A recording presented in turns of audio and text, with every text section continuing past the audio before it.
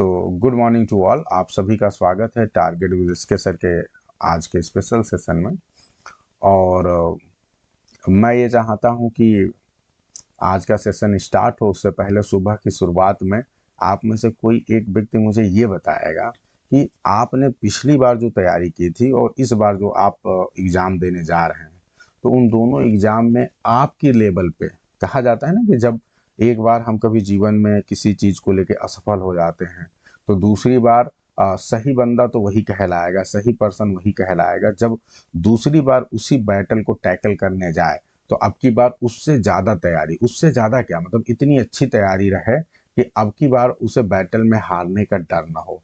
अब की बार वो दुश्मन को ज़्यादा बेहतर तरीके से हरा के आए। अगर आप लोग को याद हो तो तराइन का प्रथम युद्ध हुआ था, तराइन का द्वितीय युद्ध हुआ था। पहले युद्ध में जो है मोहम्मद गोरी हार गया था। हालांकि हम दुश्मन का हमारे देश पे विदेशी आक्रांता है उसका एग्जाम्पल दे रहा हूँ, लेकिन एग्जाम्पल्स बस समझिएगा। और दूसरी बार जब वो युद्ध करने आया तो हमें क्या किया, हरा दिया। ठीक है, तो अक्सर क्या होता है कि जब हम एक बार कोई काम करते हैं असफल हो जाते हैं। एग्जाम्पल ये वाला तुरंत मेरे दिमाग में आया क्योंकि ये तुरंत इसलिए क्योंकि उसने पहली बार में वो हार के गया और दूसरी बार में वो विजय प्राप्त किया। बहुत से अंदर की चीजें हो सकती हैं, आप कह सकते हैं, उन सारी चीजों पे बात नहीं करेंगे कि क्यों उसने आसानी से हरा दिया। लेकिन कहने का मतलब उसके अंदर जज्बा तो था ना कि एक बार हारे तो क्या हुआ, हम दोबारा लड़ेंगे। और जब दोबारा लड़ा तो विजयी होके गया। तो जीवन में कहीं पर भी कभी पर भी अगर हम एक बार असफल होते हैं तो इससे ये पता चलता है कि हमारा जीवन वहाँ खत्म नहीं होता। अगर हम दोबारा पूरे मनोयोग से, पूरे इच्छा शक्ति से यदि काम करें और सबसे बड़ी चीज अपनी कमियों पे काम करें, अपने आप को बेहतर बनाएं, तो निश्चित तौर पे हमें सफलता मिल सकती है। इतिहास हजारों सालों से, लाखों सालों से जो इतिहास में जितनी घटनाएं हैं वो इसी बात का प्रमाण देती हैं। वो यही चीज हमें सिखाती हैं कि हमें अब कभी भी एक बार हार मान के रुकना नहीं है, हमें दोबारा प्रयास करना है। जब हम दोबारा प्रयास करते हैं तो निश्चित तौर पे यदि हमने काम किया है, ये नहीं कि दोबारा बस टुन टुन की तरह एक बार गए परीक्षा देने, नहीं हो पाए तो खूब कोसा, अरे भैया ये तो एग्जाम की गड़बड़ी है, हम तो अच्छे ही थे, हाँ पता नहीं क्या चाहते हैं, रो के चले आए। दूसरी बार अब फिर गए तो फिर वही कमी लेके जा रहे हो। तो आप तो टुन टुन अपने गाल पे तमाचा मारो, एग्जाम में सफल होने के लायक हो ही नहीं आप केवल रोने गाने वाले हो, अपनी कमियों पे काम नहीं करने वाले हो, आप वास्तव में सेलेक्ट होने के लायक नहीं हो। तो आप में से ऐसे तमाम हैं जो इसी मतलब आप में से का मतलब पूरे यूपी टीजीटी की तैयारी करने वाले। मैं अपने ग्रुप के बच्चों को उन कैटेगरी में नहीं मानता हूँ, लेकिन अगर आप में से कोई उस विचारधारा का है तो अभी भी सुधर जाए, क्योंकि अभी भी आपके पास पूरे पूरे 1.5 महीने हैं। तो अभी भी यदि सुधर सकते हो तो सुधर जाओ, अगर उस विचारधारा में आते हो तो। अदरवाइज आप मेरी विचारधारा को शुरू से मानते आए हैं तो मैं तो हमेशा संघर्ष करने, कुछ नया सीखने पे जोर देता हूँ और अपनी क्लासेज में वही कराता हूँ। तो आपको लेक्चरर का तो पोस्टपोन हो गया ना सर? क्या? जीआईसी लेक्चरर का एग्जाम पोस्टपोन हो गया। हाँ, जीआईसी लेक्चरर का एग्जाम पोस्टपोन हो गया है, अब ये जून में चला गया है। तो आपको और ज्यादा समय मिल गया है राकेश जी। तो जीआईसी लेक्चर की तैयारी करने वालों के लिए बहुत ज़्यादा इसे खुशखबरी कह लो या फिर आप इसे कह लो कि नहीं नहीं ये तो गड़बड़ होता जा रहा है, टलता जा रहा है। लेकिन अब ये एग्ज़ाम जो टल रहा है, अब इसके बाद टलना नहीं है। उसका रीज़न सिर्फ यही है कि और भी कुछ चीज़ें होंगी साथ में। मैंने बहुत डीपर लेवल पे नहीं गया, लेकिन पूरी एलटी ग्रेड मेंस की उन्होंने डेट दे दी है, उस सारे एग्जाम्स हो ही रहे हैं। तो इसका मतलब ये भी अपने समय पे होगा जो न्यू डेट मिली है। और अगर आप में से जितने भी लोगों ने जीआईसी का फॉर्म भरा है उनके लिए ये बहुत अच्छी बात है, क्योंकि अभी इतने ढेर सारे एग्जाम हो जा रहे थे और जीआईसी का सिलेबस बहुत ज़्यादा था, तो थोड़ा सा आप लोग के लिए प्रेशर था। तो अब आपके लिए बहुत अच्छा है कि सारा एग्जाम दे के आप फ्री हो जाएंगे और फिर उसके बाद आपके पास 1 वीक का समय फिर भी बच जाएगा। यूपी टीजीटी के पेपर के बाद तो आप जीआईसी में और बेहतर कर सकते हैं। तो फिलहाल अभी हम बात कर रहे हैं यूपी टीजीटी के ओवरऑल आपके सिलेक्शन की। तो मैं आपसे ये बता रहा हूँ कि आपको हर बार नए सिरे से अपने आप को यदि जितना बेहतर तरीके से जब आपको असफलता मिले तो आप तैयार करके जाएं एग्जाम में, अपने आप को और बेहतर बना के जाएं, तो निश्चित तौर पे आपकी सफलता के चांसेस ज़्यादा रहेंगे। और आपको सबसे बड़ी चीज़ है कि अपनी कमी पता होनी चाहिए। हमारे भारत देश की सबसे बड़ी समस्या है कि हम लोग अपनी कमी नहीं जान पाते, है ना। हम लोग एक दूसरी पता नहीं क्या एक इमोशनल अवधारणा में रहते हैं, खुद मेहनत नहीं करना चाहते हैं कई बार, या फिर मेहनत हम करना चाहते हैं लेकिन हमारी कमी हमको नहीं पता रहती। अब सोचो अगर आपने 2021 में जब परीक्षा दिया था, तब आपकी कंडीशन क्या थी? आपकी वोकैबुलरी बहुत अच्छी नहीं थी कुछ मामलों में, ठीक है, ग्रामर आप बहुत अच्छा नहीं कर पाए थे। आज उसके 5 साल बाद आप परीक्षा देने जा रहे हैं, और अगर आज भी आप रोना रो रहे हैं कि मेरी वोकैबुलरी नहीं अच्छी है, मेरी ग्रामर नहीं अच्छी है, तो इसके लिए तमाचा किसके गाल पे पड़ना चाहिए? आपके गाल पे, क्योंकि आपने 5 साल में अपनी एक कमी को क्यों नहीं सुधार पाए आप? कब सुधारेंगे? अब जब ये परीक्षा दे लेंगे तब सुधारेंगे। तो तब से आपको पता है, जो कैंडिडेट मुझसे जुड़े हैं मैं उनसे हमेशा रेगुलरली कहता आ रहा हूँ। अब जबकि अगर आप मेरे वीडियोज को देख लो तो जब से मैंने बैच स्टार्ट किया है, मतलब 3 महीना लगभग होने वाले हैं, तब से मैं पहले दिन से बोल रहा हूँ कि नहीं, जबकि मैं वोकैबुलरी इस बैच में नहीं पढ़ा रहा हूँ, ग्रामर नहीं पढ़ा रहा हूँ, लेकिन बताइए कि हम आपको रोज बोलते हैं कि नहीं? बहुत बार क्लास के शुरू में ही ज्ञान देते हैं कि भैया वोकैबुलरी सही करो, ग्रामर सही करो, कर रहे हो कि नहीं कर रहे हो? आप लोग एक टेबल बनाने के लिए बोला कि टेबल बनाइए, उसमें टिक करिए। अब तो ये अंतिम समय है, 2-4 दिन और झेल लो, उसके बाद से कौन बोलने वाला है, हैं? तो आपको रोज रोज कहता हूं कि भाई करो करो करो, लेकिन आप नहीं करे, तो फिर अब कौन आपको सुधारेगा? जब मिल्टन का समय चल रहा था तब हमारे पास बहुत समय था, और तब मैं बहुत प्रेशर दे के रोज रोज वोकैबुलरी ग्रामर पे बोल रहा था, आपने नहीं किया। अब जब हमारे पास समय कम है, आपके पास प्रेशर ज्यादा है, तो आप कहोगे सर समय ही नहीं मिल पाता वोकैबुलरी ग्रामर पढ़ने का। तो ये तो बहाने हैं ना, चलता रहेगा। जब आपके पास समय था तब आपने किया नहीं, अब समय है नहीं। लेकिन मैं फिर वही बात कहूंगा कि पहले कभी भी जीवन में आपने किया है तो बेकार नहीं जाएगा। अपने आप को फिर से तैयार करिए, खड़ा करिए, जो आपने पढ़ा है वो आपको दिमाग में आएगा। अपने पे बस भरोसा करना सीखिए, ठीक है? अपने आप से बोलिए कि यस मैंने पढ़ाई की है, ये बेकार नहीं जाने दूंगा या जाने दूंगी। लेकिन बात यह है कि रिवीजन एक बहुत बड़ी चीज होती है। हमारे दिमाग को बार बार जरूरत पड़ती है उसको ये आभास दिलाने की कि ये तुमने पढ़ा है, ये तुम जानते हो। दिमाग को आभास नहीं दिलाओगे तो दिमाग उसको भूल जाएगा, कहेगा इसको तो इसकी परवाह ही नहीं है, तो मैं ही क्यों परवाह रखूं। दिमाग के पास कई परत है, वो क्या करता है कि जो पुरानी पढ़ी हुई चीजें हैं उसको सबसे निचली वाली परत में रखता जाता है, और वो नॉर्मली छोटे मोटे प्रयासों पे बाहर नहीं आता है। जब आपके जीवन में कोई अचानक बहुत बड़ी घटना दुर्घटना होती है, या आप बहुत विशेष परिस्थिति में आते हैं, तब जाके वो अंदर की चीज जो एकदम अंदर पड़ी है वो बाहर आ जाती है। लेकिन वो तो अचानक आपके साथ ऐसी कोई दुर्घटना घटने वाली नहीं, वो विशेष परिस्थिति होती है कि अचानक बहुत ज्यादा डाकुओं का कहीं अटैक हो गया है या कुछ ऐसा हो गया, तो अंदर की चीज बाहर आ जाएगी। नॉर्मली छोटी छोटी चीजों में ये बाहर नहीं आता। जो वोकैबुलरी आपने पढ़ लिया है वो अंदर कहीं घुसा पड़ा हुआ आपके दिमाग में अंदर वाली सतह पे, वो कब आएगा? जब आप रेगुलर रिवीजन करोगे। तो जब रिवीजन करोगे तो दिमाग उसको बार बार अंदर से बाहर लाती रहेगी, अदरवाइज वो फिर गायब हो जाएगा, सब हो जाएगा बेकार। तो आप लोग एक बार ईमानदारी से बताओ भाई कि वोकैबुलरी ग्रामर की कहानी क्या है? क्या इसकी वजह से आप अपने एग्जाम को खराब कर दोगे, या इसकी वजह से अपने एग्जाम को बना लोगे? Let me know. क्योंकि हमने आपको लिटरेचर तो इतना अच्छा पढ़ाया है कि अब प्रोफेसर से साहब से चाहे कोई भी प्रोफेसर आ जाए पूरी दुनिया का, तो हमारा जो हमने किला बना दिया है उस किले को भेद पाना उसके बस की बात नहीं है। क्योंकि मैं खुद एक प्रोफेसर हूँ, और जितना भी सिलेबस पढ़ाया जाता है यूनिवर्सिटी में कॉलेज में वो मैं सब देखा हूँ। उसकी औकात नहीं है, उससे बहुत ज़्यादा जाके ऊपर पढ़ के मुझे पढ़ना बनाना पड़ा है, ठीक है? तो मुझे 100% ये विश्वास है कि अगर मैं खुद अपने किसी मेरा किताब बल्कि हो सकता है अगर अवेलेबल रहता तो उनको बड़ी आसानी हो जाती क्वेश्चन बनाने में, क्योंकि उनको पूरा मैटर दिखाई पड़ता है। लेकिन अब उनको मेरी किताब अवेलेबल कैसे होगी? वो मैंने सिर्फ आप ही लोग को दिया है। लेकिन अगर वो अपने दिमाग का घोड़ा चाहे जितना ऊपर चाहे जितना अंदर दौड़ा लें, वो मेरे दायरे में ही रहेंगे। तो काफी हद तक संभावनाएं हैं कि आप लोग 99% जो है मतलब क्वेश्चंस मेरे उससे बाहर नहीं आने वाला है। अब ये है कि लिटरेचर आप रिवाइज कर रहे हैं, अभी लास्ट में मेरा फिर एक प्लान है कि लिटरेचर के लिए मैं स्पेशल आप लोग के लिए बैच स्टार्ट करने वाला हूँ नेक्स्ट। जैसे मैंने सोचा है कि आपका जीआईसी का तो एग्जाम का डेट भी टल गया है, तो अब ये बैच जो है बहुत जल्दी स्टार्ट हो सकता है।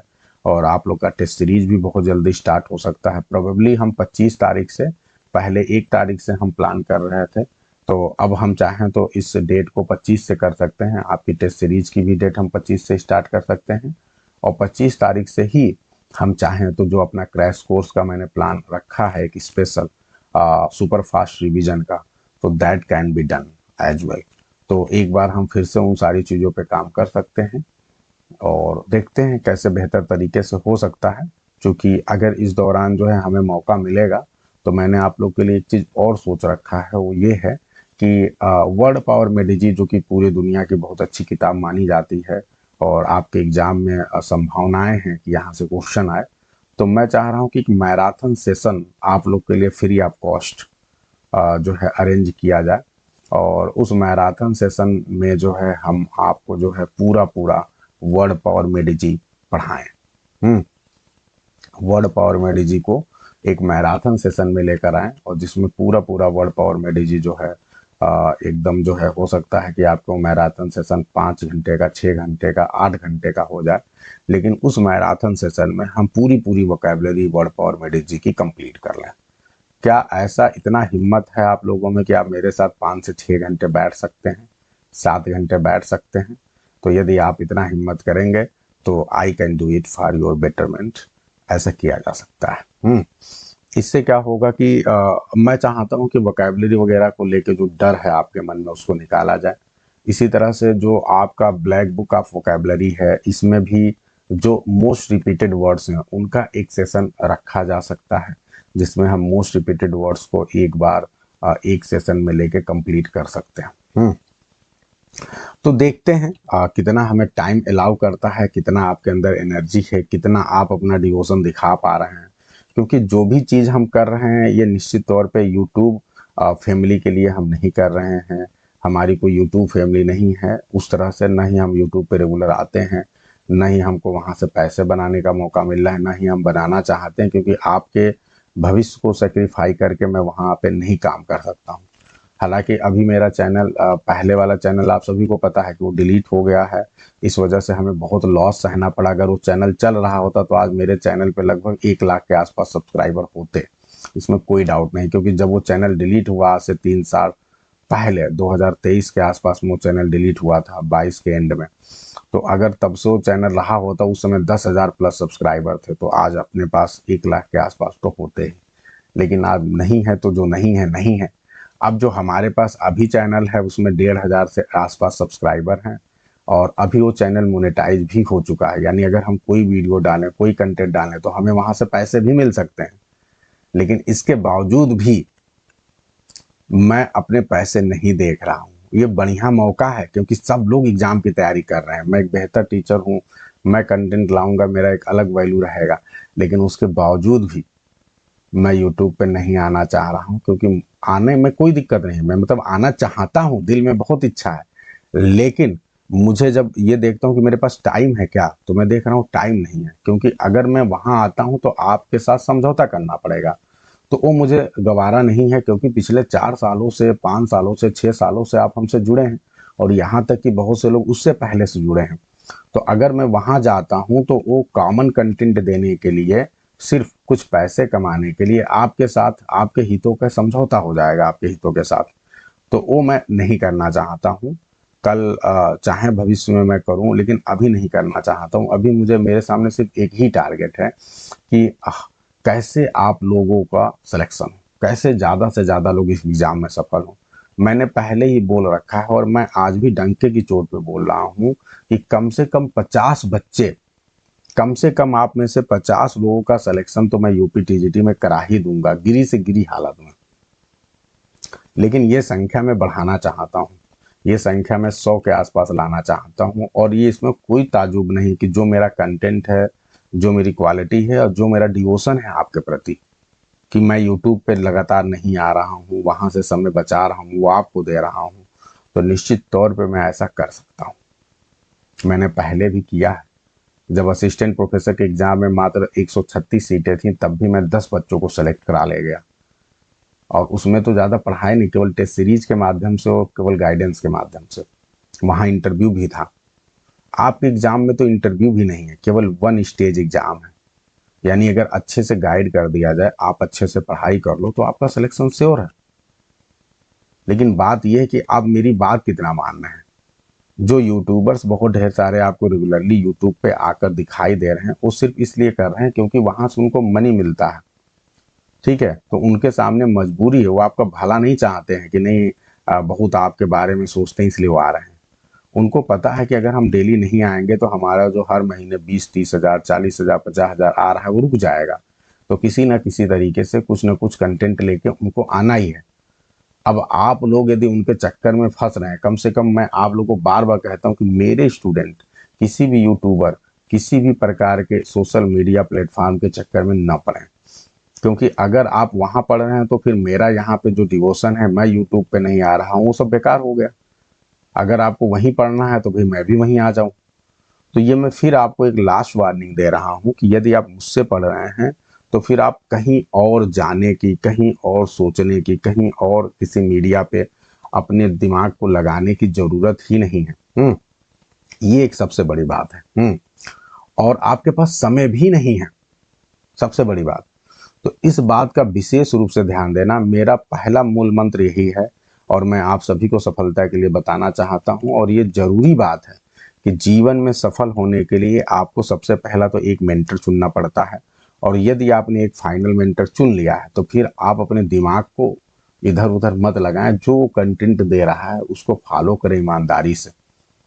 और अगर आपके मन में कोई दुविधा है, कोई शक है, तो I am always ready to discuss with you are. तो आपको कहीं कोई दिक्कत नहीं है, आप हमसे डिस्कस कर सकते हैं। कोई प्रॉब्लम है तो भी आप मुझे बता सकते हैं।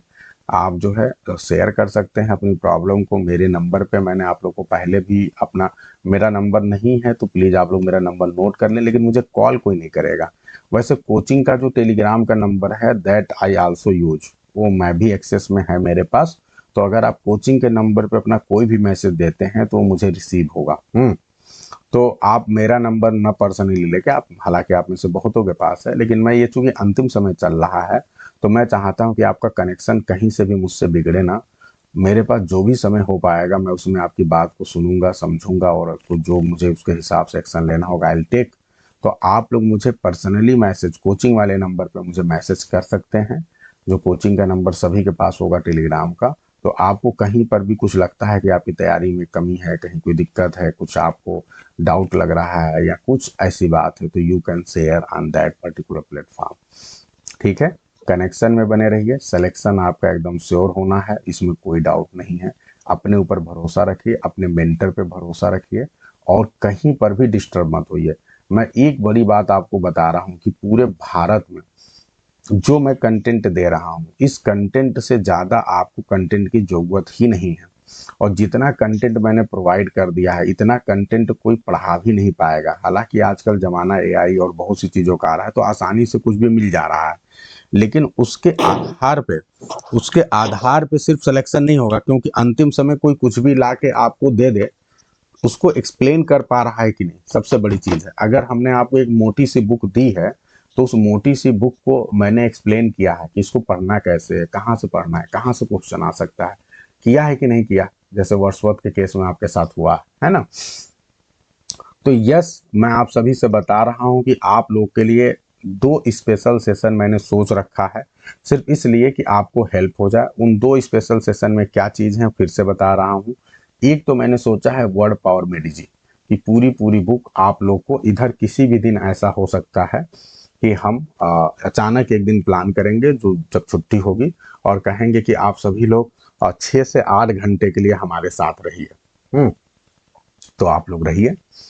एक दूसरी चीज मैंने सोचा है आप लोग के लिए कि एसपी बख्शी की बुक से बहुत अच्छे से आप लोग को जो है पूरी जो है एसपी बख्शी की बुक में आप देखेंगे तो कॉमन एरर की भी बहुत ढेर सारी एक्सरसाइज हैं।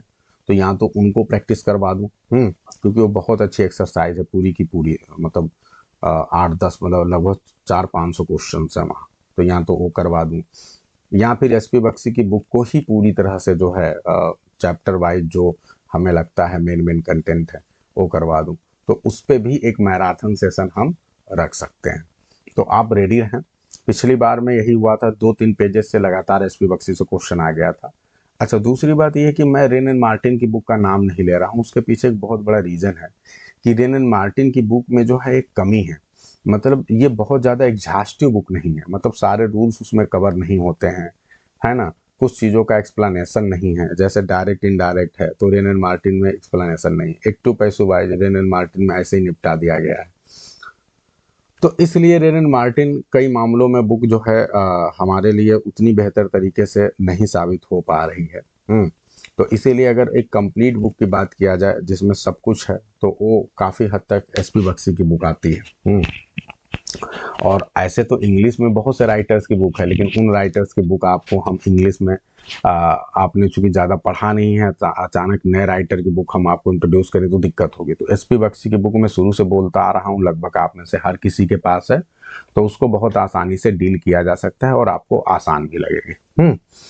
तो रेडी हैं आप लोग इन सारी चीज़ों के लिए? जो मेरा प्लान है, ठीक है, इंडीवर, तो उस पर हम काम करेंगे निश्चित तौर पे, और एंड तक बस आप यदि कनेक्ट रहेंगे तो आपको बहुत बेनिफिट मिलेगा। तो मैं फिर कह रहा हूँ कि ये बैच तो हो सकता है आने वाले 5, 6, 10 दिनों में बैच खत्म हो जाएगा, ठीक है। अब इस बैच का दिन जो है गिन के, और कितने दिन है, मतलब शेक्सपियर आज कंप्लीट, फिर उसके बाद से आपके जो है 3 दिन में लिटरेरी टर्म्स कंप्लीट, और गाल्सवर्दी बहुत बड़े हैं नहीं, तो 2-3 दिन गाल्सवर्दी जी पे हम देंगे।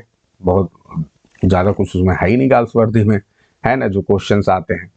तो इस तरह से ओवरऑल अब ये बैच मुश्किल से 10 दिनों का बैच बचा है, और जिसको जितना हमें समय देना था हमने दिया है। अब जो अंतिम में जो भी आपके पास 7, 8, 10 दिन बच रहा है, उसमें बहुत ज़्यादा आपको पढ़ना रहेगा और ये बैच पूरी तरह से कंप्लीट हो जाएगा। मुझे इस बात की खुशी रहेगी कि इस बैच में हमने आपको बहुत ज़्यादा पढ़वाया। सच कहूँ तो मैंने इस बैच में पढ़ाया नहीं है, ये बैच क्या था, पढ़वाने वाला बैच था। मतलब हम ये चाह रहे थे कि आप चीज़ों को रीड करो, ज़्यादा से ज़्यादा चीज़ों को पढ़ो, ठीक है। जो आपके पास पूरा मटेरियल है उसे रीड करके आओ, यही मेरी कोशिश थी। क्योंकि आप पढ़ नहीं पाते हैं, आप तो दूसरों का सुनते हैं, एमसीक्यू को यूट्यूब पे बता रहा है तो आप उसे सुन रहे हैं, आप खुद पढ़ के कहाँ जा रहे हैं? तो जब पढ़ के आप आते हैं तब सुनते हैं, तो क्या होता है, कुछ चीजें हमने जो एमसीक्यू में लेकर आए वो रिवीजन हो रहा है, लेकिन आप पढ़ के तो पूरा है ना, तो दिमाग तो हर तरफ घूमता है। तो इससे क्या हुआ, आपकी बहुत बेहतर अंडरस्टैंडिंग भी बनती है, और जो आप एमसीक्यू में मेरे नहीं भी है, लेकिन आप पूरा पढ़ के आए हैं, तो आपको पूरी एक समझ क्लियर होती है, ठीक है। लेकिन अब इसके बाद मैंने जैसा आपको बताया है कि बहुत ही जल्दी आप लोग मुझे खुद एक थोड़ा सा आइडिया दे दें कि जो हम ये प्लान करना चाह रहे हैं, एक स्पेशली ये अभी आप मुझे बस तुरंत 1 मिनट का समय है आपके पास, 2 मिनट का, आप में से जो लोग भी इंटरेस्टेड हों मुझे ये बताइए कि जो मैं एक स्पेशल लिटरेचर का आप लोग के लिए रिवीजन बैच लाने का मेरा प्लान है, जिसमें मैं अपनी तरफ से सारी चीज़ों को कराना चाहता हूँ, ठीक है। जैसे सपोज करिए कि शेक्सपियर है, तो शेक्सपियर में अब बायोग्राफी है, तो आई विल टीच बायोग्राफी, तो उसमें क्या क्या पॉइंट्स हैं वो सारी चीज़ें मैं आपको यहाँ स्क्रीन पे दिखाऊंगा, बताऊंगा, उससे रिलेटेड जो क्वेश्चंस आए हैं या आ सकते हैं वो सारी चीज़ें मैं बताऊंगा। तो वो क्लास मेरी तरफ से पूरी तरह से होगी। वहाँ आप पढ़ के नहीं भी आ रहे हैं, पढ़ के आ रहे हैं तो और अच्छी बात है, नहीं भी पढ़ के आ रहे हैं तो मैं जो चीज़ें दूंगा उसे आप बस ध्यान में करेंगे, आपका काम हो जाएगा। तो पहली बात तो ये है कि मैं आपकी तरफ से ये सुनना चाहता हूँ, जानना चाहता हूँ कि क्या मुझे ये करना चाहिए। ऐसा ना हो कि पता चले कि मैं करूँ और फिर आपको लगे अरे सर क्या ही है, हैं। हालांकि मैंने अभी बताया कि इस बैच के उस बैच के नेचर में अंतर है। ये बैच क्या है, इसमें आप पढ़ के आ रहे हैं, मैं एमसीक्यू के माध्यम से आपके सामने टेस्ट कर रहा हूँ कि आपने क्या पढ़ के आए हैं। आपको डांट लगा रहा हूँ कि आपने नहीं पढ़ा तो इसे पढ़िए, ठीक है। लेकिन उस बैच में क्या है, उस बैच में आप पढ़ के आ रहे हैं नहीं आ रहे हैं वो दूसरा मुद्दा है। उस बैच में मेरा रोल ज़्यादा है, क्योंकि मुझे क्या करना है कि जैसे मैं आपका डिस्क्रिप्टिव बैच चला रहा था जिसमें मैं हर चीज़ पढ़ाता था, तो वहाँ मुझे पढ़ाना है, ये चीज़ है। तो अब वो भी बैच थोड़ी सी, अब चूंकि अच्छी बात यह है कि आपके सारे कोर्सेज लगभग अब कंप्लीट हो गए हैं, क्योंकि पीजीटी का बैच भी लगभग कंप्लीट होने वाला है, अगले 5-10 दिन में वो भी कंप्लीट हो जाएगा, उनका एग्जाम है। जीआईसी का बैच भी कंप्लीट हो रहा है, एलटी ग्रेड का भी बैच अगले 10-12 दिनों में कंप्लीट हो जाएगा। तो सब कुछ कंप्लीट हो जाएगा, प्रोबेबली 25 तक सब कुछ कंप्लीट हो रहा है। तो इससे फायदा क्या हो रहा है कि हम पूरा पूरा फोकस कहाँ दे पाएंगे, यूपीटीजीटी पे। यानी ये हो सकता है कि वो जो रिवीजन बैच है वो आपके लिए बड़ा फायदेमंद हो सकता है, कि आपके लिए मैं 2 से 3 घंटे की क्लास, तो बहुत बड़ी बात है, अगर एस के सर की क्लास 3 घंटे आपको मिल जाए, 2 घंटे मिल जाए, मतलब 2 घंटे में कंटिन्यूसली आपको पढ़ा रहा हूँ, अगर 2 घंटे कंटिन्यूसली पढ़ा रहा हूँ और 2 घंटे के हिसाब से अगर मैं आपको 25 से 30 लेक्चर दे दिया, मान लो 25 लेक्चर दे दिया, 3 घंटे के हिसाब से दे दिया तो 75 घंटे हो गए, तो बहुत बड़ी बात हो जाएगी आप सबके लिए। मतलब सब कुछ एवरीथिंग पॉइंट वाइज आपके सामने रहेगा। और अब की बार मेरा प्लान ये है कि चीज़ों को जो है, और वही चीज़ है कि जैसे आपको पढ़ाया जाएगा तो चीज़ें सिंपल सी बात है, हम लेकर आएंगे और चीज़ों को आपके सामने दिखाएंगे, बताएंगे।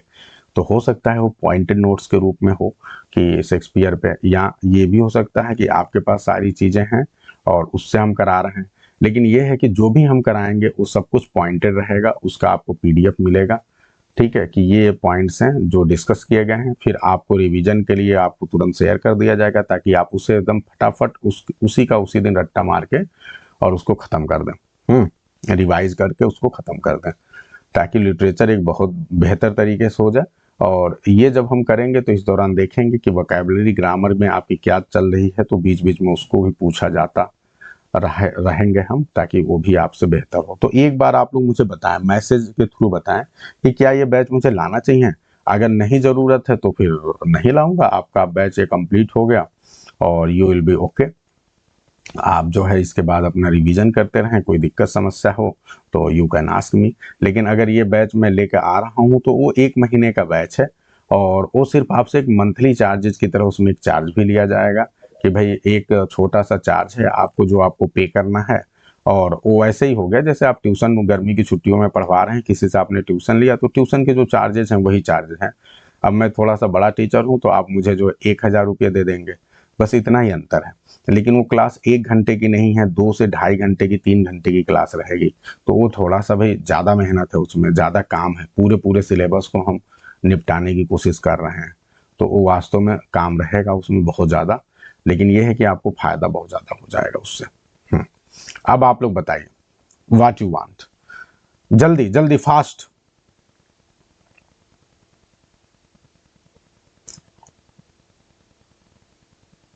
इसमें हम जो ये प्लान रहेगा इसमें 2 चीज़ें हम मुख्य रूप से टॉप पे रखेंगे जो आपको बता दे रहा हूँ, क्योंकि जिम्मेदारी उतनी ही ली जाए जितनी की जाए।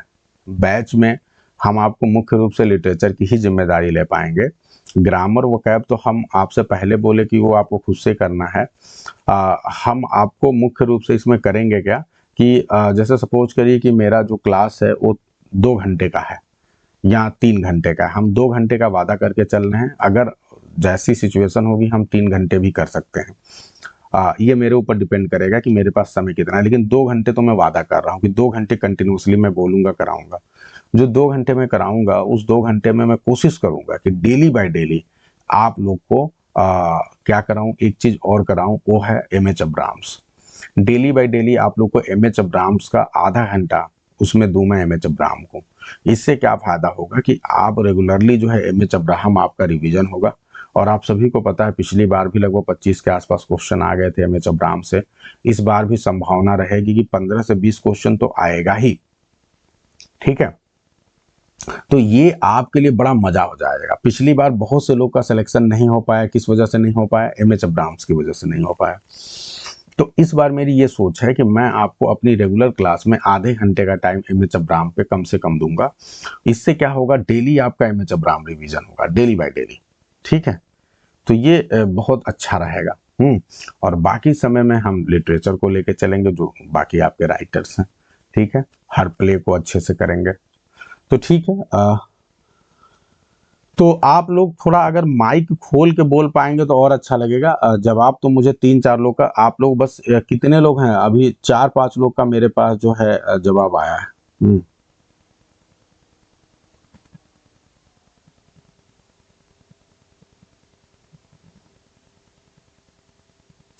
जब ये कंप्लीट होगा उसके बाद की बात हो रही है अंजलि जी, रिवीजन की बात हो रही है, ठीक है। ये तो हम करा ही रहे हैं, ये हम आपको 25 तक कंप्लीट करा रहे हैं पूरी तरह से। चंचल कह रही है please include grammar also if possible then it will be best. ठीक है, ग्रामर भी कराए जा सकते हैं, चलो अगर आपकी ये भी इच्छा है तो उसमें जो है आधे घंटे का सेशन ग्रामर का भी रख सकते हैं, या ये भी कर सकते हैं अगर आप लोग कहो तो क्या आप लोग डेली चाहते हैं तो उसमें ये भी कर सकते हैं कि हम जो है, ठीक है, आधे घंटे का सेशन ग्रामर, क्या ऐसे कर लें कि 3 दिन लिटरेचर रखें 3 दिन, लेकिन अगर हम ऐसे ऐसे करते हैं तो फिर बात बनेगी नहीं, है ना। तो बल्कि इसको ग्रामर को हम ऐसे कर लेते हैं कि जैसा मैंने आप लोगों से सोचा है कि रिवीजन करने का है ना, डेली करना पड़ेगा। एक तो हम सोच रहे हैं marathon will be the best option. अगर मैराथन ग्रामर वगैरह को जो है, ये राजकुमार जी एकदम सही बोल रहे हैं कि जैसे हम क्या कर लें कि जैसे लिटरेचर डेली कर रहे हैं और लिटरेचर में भी हम एमएच अब्राहम भी डेली कर रहे हैं, लेकिन हम जैसे ग्रामर और वोकैब का सेशन है ये हम मैराथन के तौर पे रखें। ठीक है, जैसे सैटरडे का दिन जो है उसे हम मैराथन के तौर पे चुने अपना। नॉर्मली सैटरडे का दिन जो है हम मैराथन के तौर पर रखें और आप लोग को हम डेली गाइड करते रहें कि आप पढ़ते रहें, और सैटरडे वाले दिन मैराथन रखें, हर सैटरडे को एक मैराथन रखें और उस मैराथन में हम ग्रामर को डीपर लेवल पे डिस्कस कर लें, ये हो सकता है। और एक मैराथन संडे को भी रख सकते हैं जिस दिन हम मतलब सैटरडे संडे या फ्राइडे सैटरडे, ये 2 दिन मतलब वीक में फिक्स कर लें मैराथन के लिए, और हम उसमें आपसे केवल बहुत अच्छे से वोकैब और ग्रामर, एक दिन वोकैब एक दिन ग्रामर, इस पे प्रैक्टिस कराते रहें। ठीक है, तो ये मेरे ख्याल से ज़्यादा बेहतर होगा। 4 दिन आप लिटरेचर करें और 2 दिन जो है आप स्पेशल वोकैब ग्रामर को दें, और वो 2 दिन वोकैब ग्रामर होगा वो थोड़ा सा मैराथन टाइप का रहेगा, तो उसमें जो है आपको ज़्यादा फायदा रहेगा।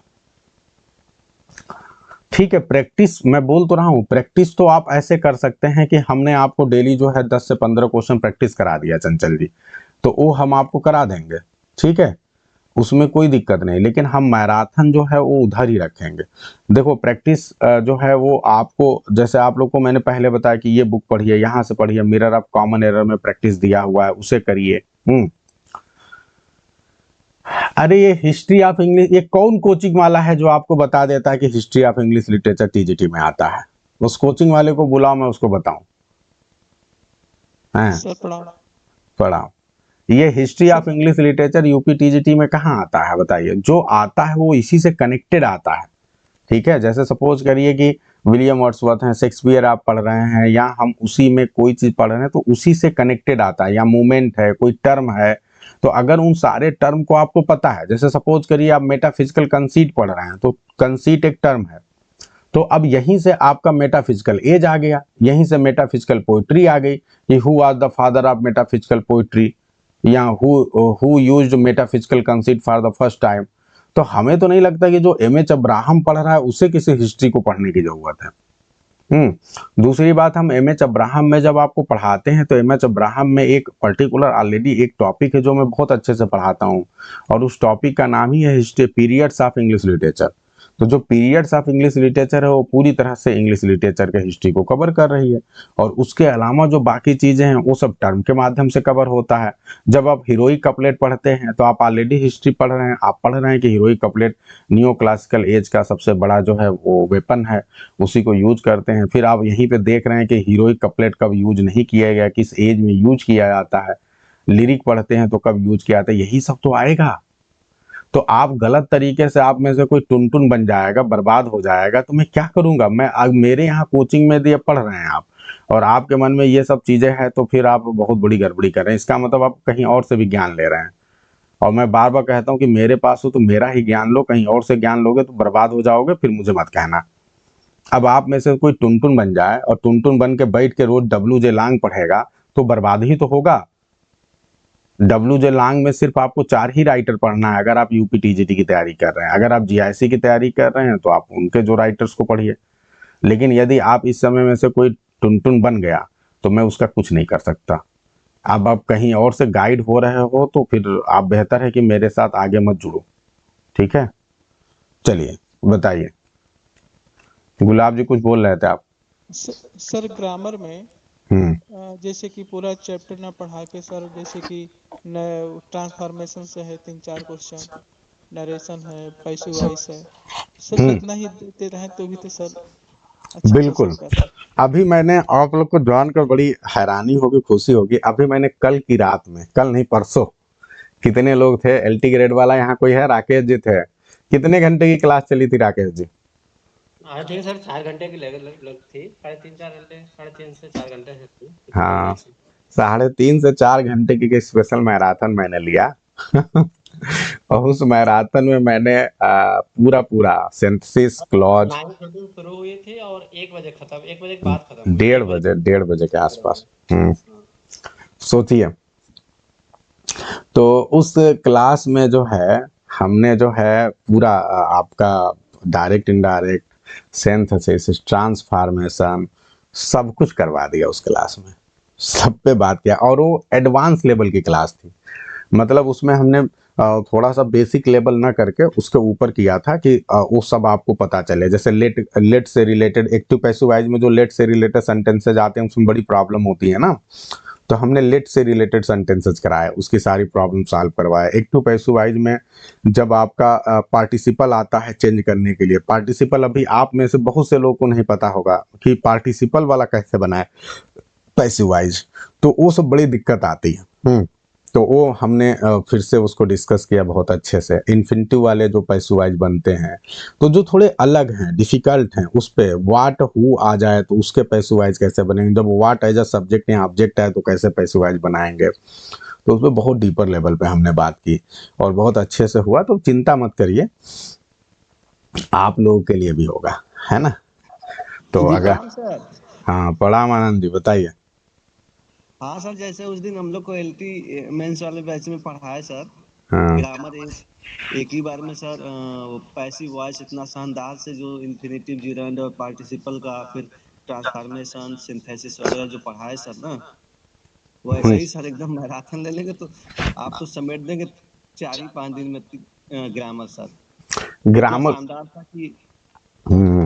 वैसे ही पढ़ा दीजिए सर एकदम। करा देंगे, करा देंगे। तो आप लोग बस एक बार आइए और बहुत बड़ी संख्या में आइए। मैं बार बार कह रहा हूँ कि लालच कुछ है ही नहीं। मन में कई बार आता है ग्रामर अलग किया जाए, वोकैब अलग किया जाए, लेकिन इतना हो नहीं पाता है मेरे से। मैं सच बताऊं तो पैसा कमाने का वो रहता तो चलो भाई 1 घंटा ग्रामर पढ़ा लूं, 1 घंटा वोकैब पढ़ा लूं, 1 घंटा लिटरेचर, तब भी लोग आते, है ना। लेकिन और 3 अलग अलग बैचेज बन जाते। लेकिन ऐसा नहीं सोच रहा हूँ। मैं सोच रहा हूँ कि आप लोग डिवोशन हो मेरे साथ। जब मैं आपके साथ बैठूं तो मुझे सोचना ना पड़े कि मुझे 1 घंटे बैठना है, 1.5 घंटे बैठना है, 2 घंटे बैठना है, 3 घंटे, 4 घंटे। बस बैठा ही रहूं, जितना खींचना गुड चाहूं। Morning sir. हाँ, जितना डीपर लेवल सर पे इसके हो लिए सकता। तो फिर जी हम्म, सर, गुड मॉर्निंग बोलिए। सर। हाँ, बोलिए। जी सर, इसके लिए तो सर नाइट में ही सर इसको शाम को ही क्लास चलाइए, क्योंकि दिन मॉर्निंग में बहुत सारा डिस्टरबेंस हो जाता है। हाँ, जब एक क्लास जी रहेगी ना तो नाइट में एलटी ग्रेड की क्लास खत्म हो जाएगी अगले 10 दिनों में, 10-12 दिनों में। फिर उसके बाद हम उस क्लास को यदि कुछ बताना भी होगा तो उसकी टाइमिंग कुछ और कर लेंगे, और ये वाली क्लास शाम को शिफ्ट कर देंगे। जब मतलब जो नेक्स्ट हमारा प्लान है उसको हम इवनिंग में कर लेंगे। तो उसमें यस क्या, सर। उसमें क्या होगा कि 9 बजे या 8 बजे की टाइमिंग कर लेंगे। 9 बजे के आसपास जब आप लोग खाना वाना खा के एकदम बढ़िया से खिला उला के आ जाइए, और फिर उसके बाद कंटिन्यूअसली 3 से 4 घंटे फिर हम खींचेंगे। जी सर सर। ठीक है, तो एकदम जम ठीक सर। जाएगा कि नहीं मामला। राजकुमार जी, नहीं सही सर, रहेगा ना। बिल्कुल सर। बस मेरी सर ये रिक्वेस्ट है कि ग्रामर सर शुरू से लास्ट तक समेटिएगा सर, हाँ, जो सर मतलब कैसे चाह रहे हैं कि डेली कराएं कि वीकली बेसिस पे मैराथन कराएं, बताइए। आप लोग सजेशन दे दीजिए, कोई दिक्कत नहीं है। हम वीकली बेटर रहेगा सर। वीकली बेटर सर रहेगा ना। डेली कराइए सर, राजकुमार भैया सही कह रहे हैं, डेली कराइए सर। अभी कभी कोई कह रहा है डेली, नहीं कभी तो सर आपको बीमार कर देंगे। हाँ। राजकुमार भैया, हाँ बोलिए सर। डेली ना। अरे सर जी का भी ध्यान दीजिए, सर का हेल्थ भी ठीक रहे। नहीं, हाँ सर, आपको बता वीकली में चलेगा। बेहतर ये रहेगा ना। देखिए, मैं फिर बोल रहा हूँ कि आप लोग सबको वन वे रहता है, केवल कहना है। हम्म 4 दिन जो है ना, 4 दिन आप लोग पढ़िए लिटरेचर। ठीक है, मतलब जैसे जो लिटरेचर का सेक्शन है उसमें हम बार बार कह तो रहे हैं कि लिटरेरी टर्म्स हम डेली लेके चल रहे हैं। ठीक है, तो लिटरेरी टर्म्स डेली रहेगा, और जो राइटर हैं वो आपके रहेंगे 4 दिन। ठीक है, और अंतिम 2 दिन जो है यानी फ्राइडे सैटरडे का दिन जो है उसमें हम रखेंगे मैराथन टाइप का, या फिर उसी में हम अगर फ्राइडे सैटरडे में नहीं करें तो तो संडे को कर लेंगे, जैसा वो करेगा। 2 दिन मैराथन रखेंगे जिसमें एक दिन वोकैब, एक दिन ग्रामर। ये मेरे ख्याल से बेस्ट रहेगा। बाकी 4 दिन आप पढ़ते रहिए ताकि मैराथन में आपको चेक हो। ठीक है, कि आपने क्या पढ़ा है, वोकैब ग्रामर, आप चूंकि इसे बचपन से करते आ रहे हैं, बार बार करते आ रहे हैं, तो इसका मैराथन में ज्यादा रहेगा कि जब एक बार में इतना चलेगा तो आपको भी लगेगा अरे सर मैराथन कराने वाले हैं, बहुत बढ़िया है, हम लोग भी तैयार रहें और चलो मैराथन में देखें कि हमें कितना आ रहा है। तो वो थोड़ा ज्यादा आपके लिए चोट होगा। और जब उसके बाद क्या होगा, फिर आपके पास क्या होगा, 4 दिन का समय मिल जाएगा। ठीक है, तो फिर 4 दिन का समय मिल गया, तो फिर 4 दिन में आपने काम करते रहे कि फिर सर का मैराथन मिलेगा, तो आप कम से कम मैराथन के लिए तैयार रहेंगे। अच्छा, चंचल जी बार बार कह रही है ग्रामर मैंडेटरी रखिए। ठीक है, तो हम आप लोग को कुछ क्वेश्चंस दे सकते हैं, ये कर सकते हैं कि दे देंगे, आप लोग करिएगा। ठीक है, ये बेसिक लेवल आप लोग को टास्क देंगे, जरूर टेंशन मत लीजिए। चंचल जी कह रही डेली रखिए, तो वो टास्क के रूप में रखेंगे कि आपको टास्क देंगे डेली। एक पूरा प्लान बना देंगे कि आपको डेली वोकैबुलरी में ये पढ़ना है, ग्रामर में ये पढ़ना, वो आप अपने लेवल पे करते रहिए। हम जो है स्पेशली ये जो मैराथन वाला दिन रहेगा तो उसमें कर लेंगे। चलो अभी बाकी मुझे सोचने दो। ठीक है, अब आप लोग के जैसे बार बार ये जोर दे रहे हैं कि नहीं ग्रामर डेली रखिए, तो देखेंगे, I will think over it and फिर उस पर विचार करेंगे। तो आप लोग जितने भी इंटरेस्टेड लोग हैं भाई, बिल्कुल टाइम न लगाएं। और अब की बार मैं सिर्फ आपसे नहीं, मैं आपको ग्रामर वोकैब सब कुछ शामिल कर दूंगा। लेकिन एक बात आप लोग वादा करिए कि आप इसमें सिर्फ आप ही नहीं जुड़ेंगे। देखिए 1,000 रुपये में क्या क्या चीजें मैं कर दूं, लेकिन मैं करने के लिए तैयार हूं, मेरे मन में कोई पैसे का लालच नहीं है। 1,000 रुपये में 1 ही घंटे का बैच पहले पिलाने की इच्छा थी, पढ़ाने की रिवीजन कराने की इच्छा थी, लेकिन मैं 3 घंटे देने के लिए आपको तैयार हूँ, 2 से 3 घंटे। लेकिन आप सिर्फ आप ही मत जुड़िए इसमें, आप भी जुड़िए, आपके जो दूसरे साथी हैं, आपके जो भी जैसे अपने ही कोचिंग के बहुत से ऐसे लोग हैं जो इस बैच में नहीं आ पाए हैं। ठीक है, हर बार अपनी अपनी मजबूरियां होती हैं, मैं ये नहीं कहूँगा कि कोई जानबूझ के नहीं आया, कई बार अपनी मजबूरियां होती हैं, बहुत सी दिक्कतें हैं। हालांकि इस बैच में लगभग 75 लोग हैं, लेकिन मैं चाहता हूं कि आप लोग और लोग को इसमें जितने भी लोग हैं सबको जोड़िए, आपके दूसरे साथी जो छूट गए हैं। क्योंकि मैं बार बार कह रहा हूं कि आपके सिलेक्शन से कोई भी, हमारे पास टोटल 500 सीटें हैं यूपी टीजीटी में, और मैं खराब से खराब स्थिति में मतलब मैं 100 सिलेक्शन करा सकता हूं, मेरे अंदर ये मादा है। 50 तो मैं सोच लिया हूं कि इस बैच से जो जुड़े हैं उनका होना ही है, और हम, लेकिन मेरे मन में इच्छा है कि हम 100 कराएं। तो आप लोग उसमें बड़ी संख्या में बच्चों को लेकर आइए। मैं सिर्फ आपसे इतना ही चाहता हूं कि आप लोग अगर ये चाह रहे हैं कि मैं आपको ग्रामर, वोकैब, लिटरेरी टर्म्स और सब हाई लेवल के, और साथ ही साथ लिटरेचर सब कुछ रिवाइज कराऊं, सब कुछ एवरीथिंग, आपको कहीं झांकना ना पड़े, कहीं सोचना ना पड़े। ठीक है, तो सिर्फ आपको एक ही प्रयास करना है कि उस बैच में आप संख्या 100+ रखिए। कितना ज्यादा आप ला सकते हैं, 1,000 रुपये बहुत ज्यादा नहीं हो सकता। अगर आपके किसी दोस्त को दिक्कत है, समस्या है, तो आप उसके लिए 1,000 रुपये पे करिए, लेकिन आप उसको जोड़िए।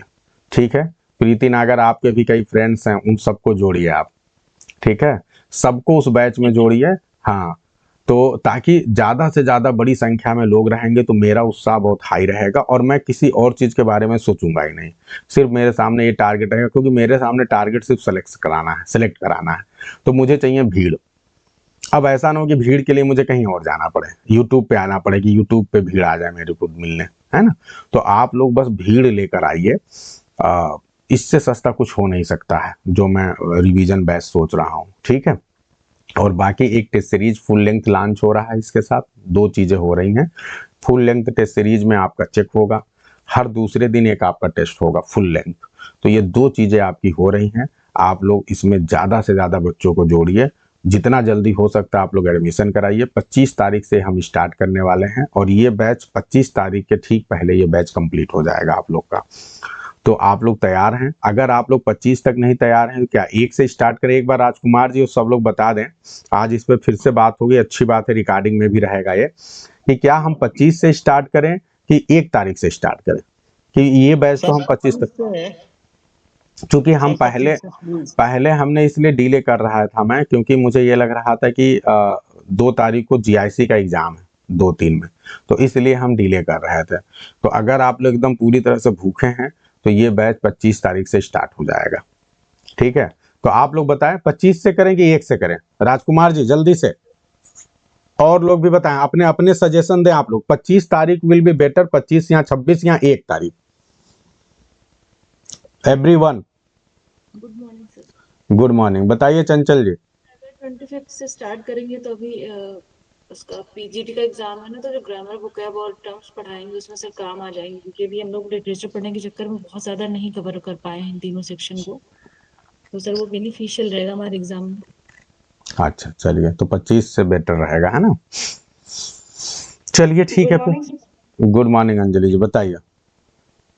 सर। सेम चंचल मैम को ही फॉलो कर रही हूँ, ग्रामर करा दीजिए पहले। चलिए 25 से स्टार्ट करते हैं, सब करा देंगे, ठीक है। Sir hello. हाँ बताइए। सर ये हम कह रहे थे कि जैसे आपने लिटरेचर को सर अभी इस वाले बैच में ज्यादा मैंडेटरी रखा है, सेम ऐसे जो अभी बैच स्टार्ट करने वाले हैं सर, उसमें ग्रामर वोकैब और ये टर्म्स अगर आप इसको सर लेके चलेंगे ना तो सर बहुत अच्छा रहेगा, क्योंकि आप जो सेक्शन पढ़ाते हैं उसको हम ज्यादा पढ़ते हैं, जो सेक्शन आप हमें पढ़ने के लिए बोलते हैं ऑनेस्टली सर उतना टाइम उसको नहीं दे पाते, क्योंकि टाइम बचता ही नहीं है। तो ऐसे ही सर तो चलिए अगर आप करते उसमें हैं तो ना चंचल जी मैं पढ़ा ही रहा हूँ, उस वाले में तो एक तरह से मैं पढ़ा ही रहा हूँ सब सर कुछ जो इसमें भी। सर मैंडेटरी प्लीज इन्हीं तीनों को रखिए, क्योंकि अगर फिर आप लिटरेचर को पढ़ाएंगे तो सर हम वही फिर पढ़ेंगे, और हमें पता है सर कहने पे कर लेते हैं लेकिन उतना सर 2-4 दिन चलता है फिर वो चल नहीं पाता है। तो अगर हाँ, आप सर इसको इनिशिएटिव लेंगे ना तो सर हम लोग भी पढ़ के अच्छे से कर सकेंगे, और मेन तीनों सेक्शन सर ये है, इस पे सर उतना ध्यान दे नहीं पाते हैं, फिर एग्जाम टाइम में वही प्रॉब्लम करता है। अच्छा चलिए ठीक है, तो मतलब टॉप पे grammar vocab and literary terms रखा जाए, है ना। ठीक है। सर ठीक। चंचल जी बहुत ज्यादा डेडिकेटेड हैं, इसलिए हाँ इनकी बात पे ज्यादा ध्यान दिया जाए, क्योंकि सभी लोग सहमत हो जाते हैं। हाँ ठीक है ठीक है, तो कोई दिक्कत नहीं है ना। सारी चीज़ों का ध्यान में रखते हुए जो आप लोग उसमें कहेंगे, क्योंकि हम, लेकिन बात बात वही है, सिर्फ बात यहीं पे आके रुकता है कि आप कितनी भीड़ लेके आ रहे हैं, है ना। अब पता चले कि उस बैच को स्टार्ट करूंगा मैं 20 बच्चे से, बैच तो नहीं चलने वाला है ना। तो ये मान के चलें कि उस बैच में आप सभी लोग टारगेट, जो आपके दूसरे साथी, जैसे बहुत से लोग इस बैच में नहीं हैं, ठीक है, तो उन सबको जोड़िए आप। अंजलि जी आपके जितने भी साथी हों उनको जोड़िए। राकेश जी आपके जितने भी जूनियर्स हों, परिचित हों, ठीक है, उसमें लेकर आइए। वो फाइनल मेरी तरफ से प्रयास है जहां मैं सारा अस्त्र अपना चला दूंगा, लेकिन मैं अस्त्र चलाऊं तो मुझे ये सोचना ना पड़े कि मैं किसको दे रहा हूँ, कहाँ दे रहा हूँ। फिर मुझे ये सोचना हो कि ये सारे मेरे बच्चे हैं, मुझे कुछ ज्यादा सोचना नहीं है, इन सब का सिलेक्शन मुझे कराना है, मैं मतलब इस तरह से चाहता हूँ।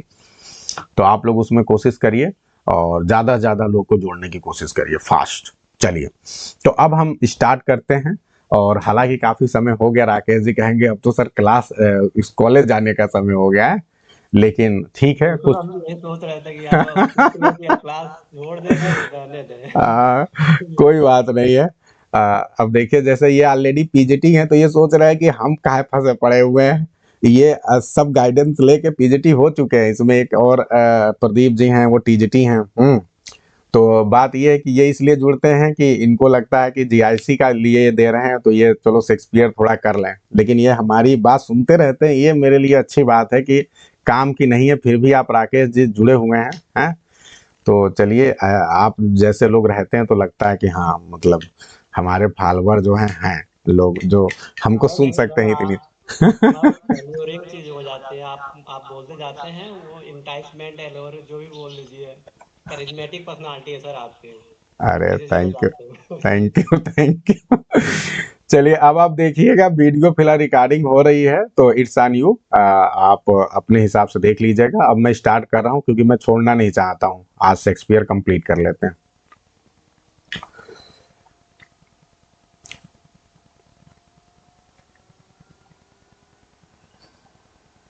चलिए तो फटाफट करते हैं। सबसे पहला क्वेश्चन आप सभी के सामने स्क्रीन पे है।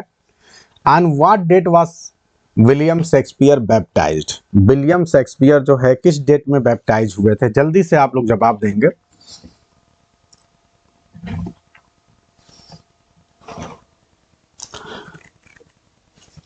ठीक है चंचल जी, तो अब आप लोग समझ गए ना। देखिए जन्म और बैप्टाइज होना ये दोनों अलग चीज है, ठीक है ना। यहीं पे लोग गड़बड़ी करते हैं। एग्जाम में क्या होता है कि अप्रैल 23 भी दिया है एंड अप्रैल 26 भी दिया है, तो अगर आप गलती में, ये आपसे बहुत ज्यादा चांसेस है कि आप गलत कर दो। तो ये बहुत अच्छा क्वेश्चन है इस सेंस में आपके लिए कि जन्म हुआ था 23 में, लेकिन जो बैप्टिज्म हुआ था that was on April 26। Okay आगे बढ़ते हैं। Next, what is the traditionally accepted birthday of William Shakespeare? William Shakespeare का बर्थडे जो ट्रेडिशनली एक्सेप्टेड है वो क्या है? तो ये भी आप सभी को पता होना चाहिए, आसान है, April 23। In which country is Shakespeare's birth place Stratford upon Avon located? बताइए किस कंट्री में जो है, कंट्री समझ रहे हैं, ये थोड़ा सा उससे जो प्लेस है क्या है उससे बड़ा प्लेस है, तो वो कौन सी कंट्री है? वो है वारविकशायर। तो ये काफी इंपॉर्टेंट है, ये क्वेश्चन आ जाएगा तो शायद आप में से काफी लोग गलत कर दें। तो ये ध्यान देना है, वारविकशायर। आगे बढ़ते हैं, what is the name of the river in Wordsworth home town? तो ये होम टाउन में कौन सा रिवर है? तो ये आप सभी को पता है, वो है एवन। आगे बढ़ते हैं, how old was Shakespeare when he died? Shakespeare का क्या एज था जब शेक्सपियर की डेथ हो गई? बताइए। तो आप सभी लोग सही बता रहे हैं भाई, 52 ईयर्स ओल्ड थे वो। Where was Shakespeare buried? Shakespeare को कहां बरी किया गया था? बताइए कौन सी जगह थी जहां शेक्सपियर को दफनाया गया था? तो होली ट्रिनिटी चर्च। आगे बढ़ते हैं, who were Shakespeare's parent? Shakespeare के पेरेंट्स कौन थे? बताइए भैया। तो शेक्सपियर के पेरेंट्स कौन थे? John and Mary Arden. आगे बढ़ते हैं, what occupation did Shakespeare's father John follow? Shakespeare के फादर साहब का क्या ऑक्यूपेशन था? तो ये बड़ा अच्छा क्वेश्चन है, he was butcher, glover and farmer. ये तीन चीजें एक साथ दी हुई हैं अलग अलग जगहों पे। तो ये नोट कर लेंगे। आगे बढ़ते हैं, at what age did William Shakespeare marry Anne Hathaway? क्या एज था विलियम शेक्सपियर का जब उन्होंने मैरी हैथवे से शादी किया था? तो एक बॉन्ड है जो मिलता है जिसमें पता चलता है कि शेक्सपियर साहब मात्र 18 साल के थे एंड मैरी हैथवे जो है इनसे 8 साल बड़ी थी, यानी she was at that time 26 year old. तो अब ये भी क्वेश्चन है यहाँ पे कि how much older was Anne Hathaway? तो अब आप सभी को पता है 6 years old. Who was Shakespeare first child? Shakespeare के पहले चाइल्ड का नाम क्या था? तो सूसना।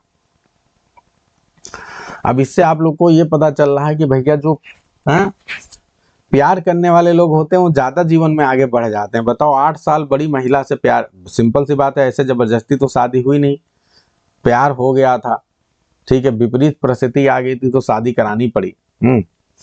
विच of Shakespeare children were twins? Shakespeare के कौन से बच्चे थे जो ट्विंस थे? मिल्टन साहब अपोजिट हैं। राजकुमार जी कह रहे हैं देखो सर, इतिहास में सब तरह के लोग हैं, एक महान व्यक्ति जो है दूसरे प्रकार से था, ठीक है, एक दूसरे। तो which of Shakespeare children were? तो Hamlet and Judith will be the right answer. At what age did Shakespeare son Hamlet die?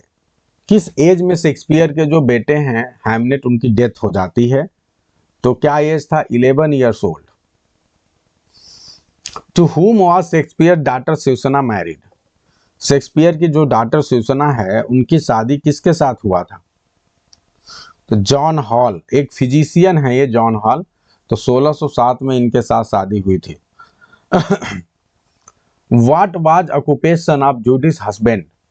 तो अब ये बहुत आसानी से बता देंगे, जूडिस के हस्बैंड का क्या बता सकते हैं कि क्या प्रोफेशन था? तो जूडिस के हस्बैंड जो है विंटर थे, ठीक है। आगे बढ़ते हैं, by what title is Shakespeare commonly known? Shakespeare को अक्सर हम किस टाइटल से जानते हैं? कॉमनली किस नाम से जाने जाते हैं? तो इनको बोला जाता है the bard of Avon.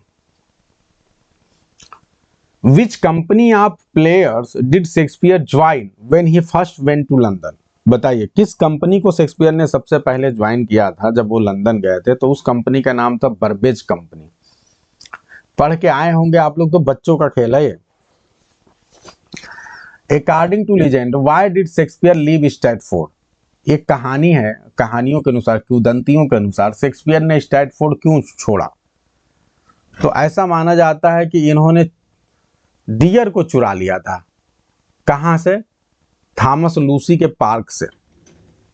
Poaching the dear, ये कई बार पोचिंग वर्ड आता है, तो ध्यान रखिएगा किसके पार्क से? थॉमस लूसी के। अगला क्वेश्चन आप सभी के सामने स्क्रीन पे है। What was original name of the theatrical company Shakespeare joined as a charter member in 1594? बताइए उस थिएट्रिकल कंपनी का नाम बताइए जो शेक्सपियर ने ज्वाइन किया था 1594 में। काफी अच्छा क्वेश्चन है। तो इस कंपनी का नाम है लॉर्ड चेम्बरलेन्स मेन। आगे बढ़ते हैं। What did the Chamberlain's men change their name in 1603? 1603 में चैम्बरलेन्स मेन का नाम बदल दिया गया था। तो क्या नाम आ गया नया? The King's men. The King's men. Under which two monarchs did Shakespeare live and work? कौन से दो मोनार्क हैं जिनके शासन काल में शेक्सपियर रहते हैं और काम को करते हैं? तो बहुत आसानी से आप बता सकते हैं, queen Elizabeth and James one. आगे बढ़ते हैं। In what year was the Globe theatre built? Globe theatre जो है किस ईयर में बिल्ट किया गया था? तो बहुत आसानी से आप बता पा रहे हैं 1599। सब याद रखिएगा। आप देखो यहाँ दो चीजें हैं। During the performance of which play did the Globe theatre burn down? ये बहुत अच्छा क्वेश्चन आ चुका है। 1613 में ग्लोब थिएटर क्या हो गया? जल गया। उस समय बता सकते हैं किसका परफॉर्मेंस हो रहा था? तो उस समय परफॉर्मेंस हो रहा था हेनरी VIII का।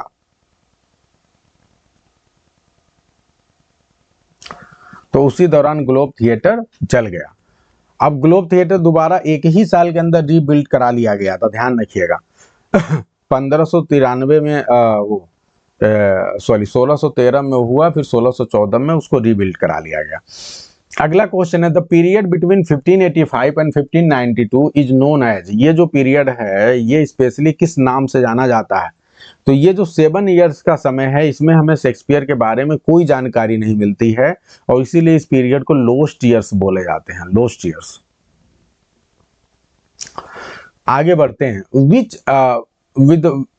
with which playwright did Shakespeare collaborate during the last stage of his career? अपने करियर के लास्ट स्टेज में शेक्सपियर किसी प्लेराइट के साथ कोलैबोरेट करते हैं, उसका नाम बताएंगे। तो उसका नाम है John Fletcher.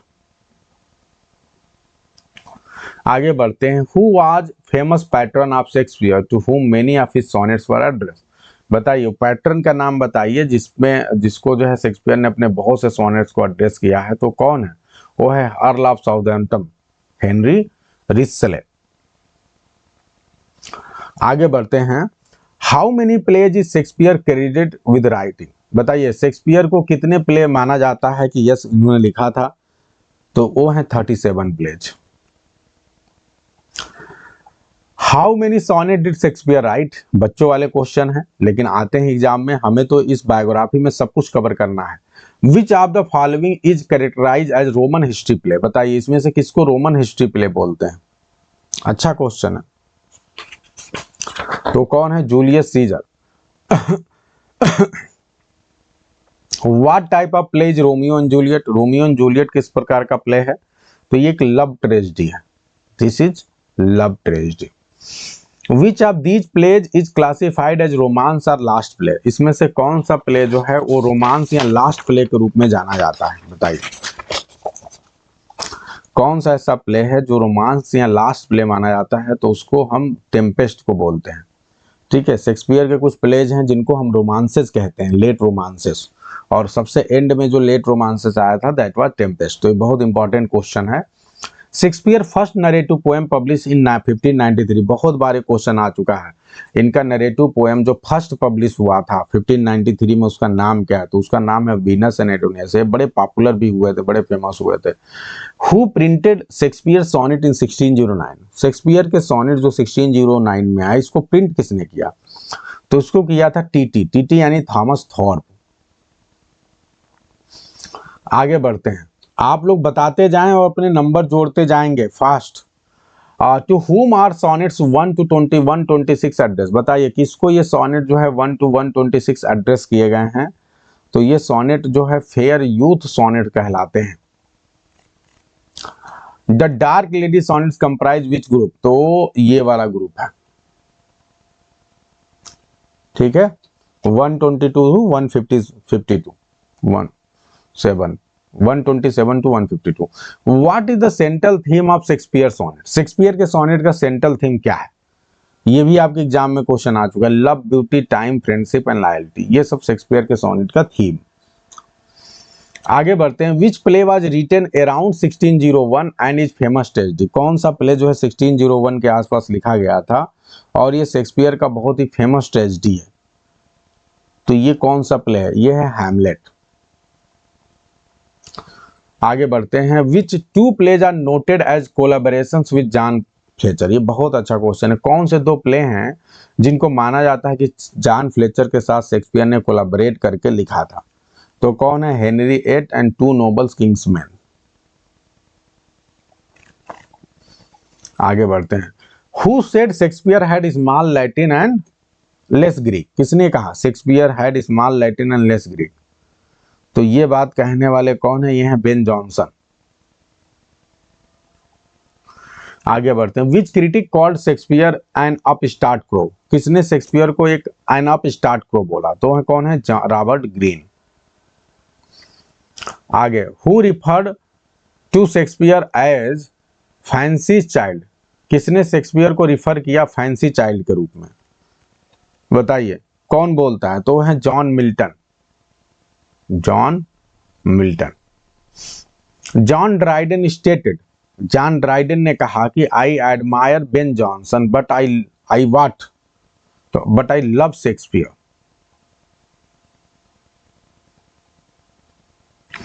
Which critic remarked that Shakespeare has no heroes, only heroines? तो ये है John Ruskin. Who described Shakespeare as a drunken savage? बहुत अच्छा क्वेश्चन है। किसने शेक्सपियर को एक ड्रंकन सैवेज बोला? नोट्स में दिया हुआ था, बताइए किसने बोला? तो वॉल्टेयर ने बोला। What was S.T. Collins famous descriptor for Shakespeare? तो बताइए एस.टी. कॉलिंस शेक्सपियर के लिए क्या बोलते हैं? तो मिराइड माइंडेड। ध्यान रखिएगा, बहुत ही फेमस है। Who wrote biography title some account of the life of Mr William Shakespeare? बहुत ही फेमस है। किसने बोला था? किसने ये बुक लिखी थी शेक्सपियर के ऊपर? बहुत ही फेमस है। तो इस बुक को लिखने वाले हैं निकोलस रो। आगे बढ़ते हैं। Which famous actor of the time played lead roles like Hamlet and Othello? कौन सा फेमस जो है अपने समय का है जिसने लीड रोल जो है प्ले किया था हैमलेट एंड ओथेलो का? बताइए। तो इनका नाम क्या है? इनका नाम है रिचर्ड बर्बेज। रिचर्ड बर्बेज। आगे बढ़ते हैं। Which actor was best known for his comedy work and played Dogberry and Falstaff? बहुत इंपॉर्टेंट चीजें ला रहा हूं, ये सब नोट्स में मैंने दिए हैं। बताइए कौन सा एक्टर जो है कॉमेडी वाला रोल करता था? तो उसका नाम क्या? William Kempe. William Kempe. Who edited and publish Shakespeare's first folio? बहुत इंपॉर्टेंट। शेक्सपियर के फर्स्ट फोलियो को किसने एडिट किया था, पब्लिश किया था? तो उनका नाम क्या? Henry Condell and James Heminges. Important है। आगे, what warning is given in the epitaph on Shakespeare tomb? जो शेक्सपियर के टॉम को आप पढ़ते हैं तो उस पर कुछ लिखा हुआ है, क्या वार्निंग लिखा हुआ है? Curse be he that moves my bone.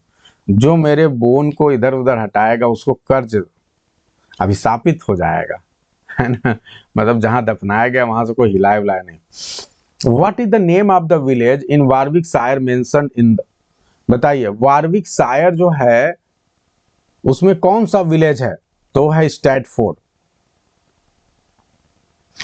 Which of these surrounds the village of Stafford? अब ये मैंने कुछ एक्स्ट्रा क्वेश्चन ऐड किए हैं। अब बताइए कौन सा इसमें जो है जो विलेज ऑफ स्टैटफोर्ड के चारों तरफ है? ये बड़ा ही फेमस क्वेश्चन, अच्छा क्वेश्चन है, दैट में बी आस्क्ड। तो अभी तक जवाब दो लोग का सही आया है, विजय लक्ष्मी का सही आया है, राकेश जी का। ये सारी चीजें हैं। फॉरेस्ट ऑफ आर्डन भी है, कैसल ऑफ वारविक भी है एंड कैसल ऑफ किलकमन भी है। ठीक है, याद रखिएगा, अच्छा है। शेक्सपियर यहीं से प्रभावित होकर लेते हैं फॉरेस्ट ऑफ आर्डन जो है। आगे बढ़ते हैं। In what year did John Shakespeare come to Stratford? John Shakespeare जो है किस साल स्टैटफोर्ड आए? ये भी अच्छा क्वेश्चन है, मतलब उस गांव में कब आए ये पहली बार, तो ये 1551 में आते हैं। शेक्सपियर की जो मदर है मैरी आर्डेन, ये किस फेमस फैमिली से बिलोंग करती थी, ये अच्छा क्वेश्चन है। तो एंग्लो सैक्सन एंड नॉर्मन। ठीक है, आगे बढ़ते हैं। The document signed by Shakespeare parent in 1559 used what as a signature. बताइए, जो डॉक्यूमेंट जो है शेक्सपियर के पेरेंट ने साइन किया था 1559 में, ठीक है, तो उनमें जो है क्या सिग्नेचर यूज किया था, तो ये जो प्लस वाला साइन है, उन्होंने जितने भी अपने डॉक्यूमेंट थे उसमें प्लस साइन जो है यूज किया था। ठीक है। What date was Shakespeare daughter Susanna baptize. Shakespeare की डॉटर जो सुसैना थी वो किस डेट में बैप्टाइज हुई थी, ये भी अच्छा क्वेश्चन है। तो वो 26 मई 1583। ये आप नहीं कर पाएंगे, हालांकि ये आने की भी संभावना कम रहेगी, लेकिन इनकी बेटी है। इन 4 ही राइटर आपके सिलेबस में है, हाँ, तो कम से कम इनका तो तैयारी कर लें। What was the date of the marriage bond for William Shakespeare and Hathaway. Anne Hathaway William Shakespeare के बीच में जो शादी हुई थी, एक मैरिज बॉन्ड था, वो किस डेट का मैरिज बॉन्ड आपको मिलता है, तो ये काफी अच्छा क्वेश्चन है। नवंबर 28, 1582 ये बॉन्ड इस डेट में मिलता है इनका। And what date were the twins Hamnet and Judith baptize. किस डेट में ये ट्विंस बैप्टाइज हुए थे, तो ये 1585 में हुए थे। आगे बढ़ते हैं। In what year did Shakespeare reportedly leave his family for London. Exactly वो कौन सा ईयर है जब माना जाता है शेक्सपियर ने अपनी फैमिली को छोड़ के लंदन के लिए निकल गए थे, तो 1587 का टाइम है।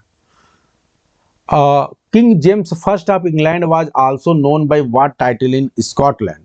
जो किंग जेम्स वन है स्कॉटलैंड में वास्तव में किस टाइटल से जाने जाते हैं, तो king James 6। In what year was the Globe theatre rebuilt and reopened after the fire. काफी इंपॉर्टेंट है, किस साल जो है वो उसे, ये हम पहले ही बता चुके हैं, रीबिल्ड किया गया और रीओपन कर दिया गया। सोचे इतनी पैसा था इन लोगों के पास कि एक साल में इतने बड़े थिएटर को इन्होंने दोबारा बना के ओपन कर दिया। How many long narrative poem did Shakespeare right. Shakespeare ने कितने लॉन्ग नरेटिव पोएम लिखे हैं, तो आप सभी को पता है शेक्सपियर ने 2 लॉन्ग नरेटिव पोएम लिखे हैं। Shakespeare remained an active writer until what year. किस साल तक शेक्सपियर जो है राइटिंग करते रहे, उसके बाद छोड़ दिया, तो वो ईयर है 1613।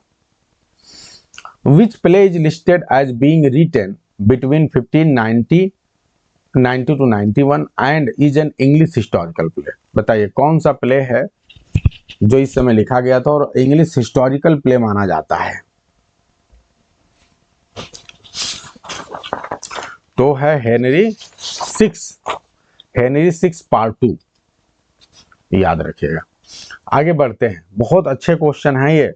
What is the classification for the play Titus Andronicus. Titus Andronicus को आप क्या बोलेंगे, इस तरह के क्वेश्चन आपके एग्जाम में आ जाते हैं और हमारा बच्चा कंफ्यूज हो जाता है, क्योंकि आपने टाइटस एंड्रोनिकस को ज्यादा पढ़ा नहीं तो आप भूल जाओगे, लेकिन अब नहीं भूलोगे, क्योंकि अभी आपको जो पिछला एमसीक्यू कराया वहां भी बहुत अच्छे से बताया किस तरफ बदला लेते हैं। कोई बता सकता है टाइटस एंड्रोनिकस में किस, जो है जो टाइटस की बेटी रहती है उसके साथ क्या किया जाता है, टाइटस की बेटी के साथ क्या किया जाता है, लवेनिया का रेप किया जाता है और उसके दोनों हाथ और जीभ काट दिए जाते हैं, बहुत भयानक। जीभ काट दिया जाता है ताकि वो किसी को बता ना पाए। तो ये बताइए, जब जीभ भी हाथ काट दिया गया ताकि वो लिख के ना बता पाए, जीभ काट दिया गया ताकि वो बोल के ना बता पाए, समझ रहे हैं कितनी भयानक काम किया गया। तो ये कैसे बताएगी, अब देखते कौन बता पा रहा, कैसे बताएगी। तो विजय लक्ष्मी कह रही है अपने मुंह से बताएगी, मुंह से तो बोल ही नहीं पा रही है, अच्छा मुंह से लिख देगी। हाँ, तो एक स्टिक की सहायता से, हाँ ठीक है प्रीति, स्टिक की सहायता से, राजकुमार जी, विनीता, सोनम, रागिनी, ठीक है, तो एक स्टिक की सहायता से अपने मुंह में स्टिक पकड़ेगी और वो एक जो अब सामान्य जमीन पे तो लिख नहीं पाएगी, तो ऐसी जमीन जहां पे थोड़ा सा बालू वालू हो तो बालू में बहुत आसानी से लिख सकते हैं, डस्ट पे बहुत आसानी से लिख सकते हैं। तो फिर बदला लिया जाएगा। बदला कैसे लिया जाएगा? Can anyone tell?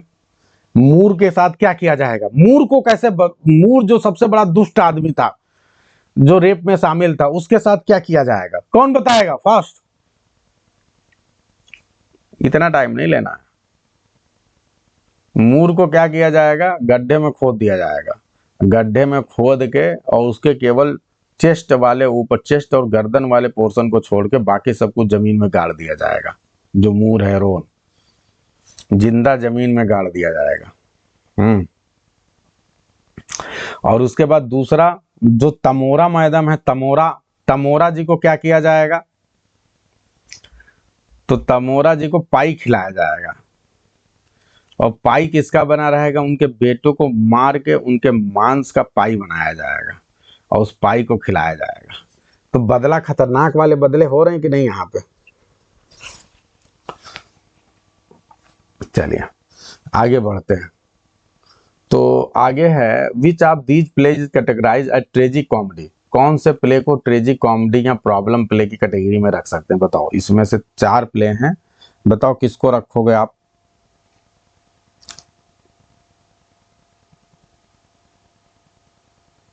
ठीक है, merchant of Venice.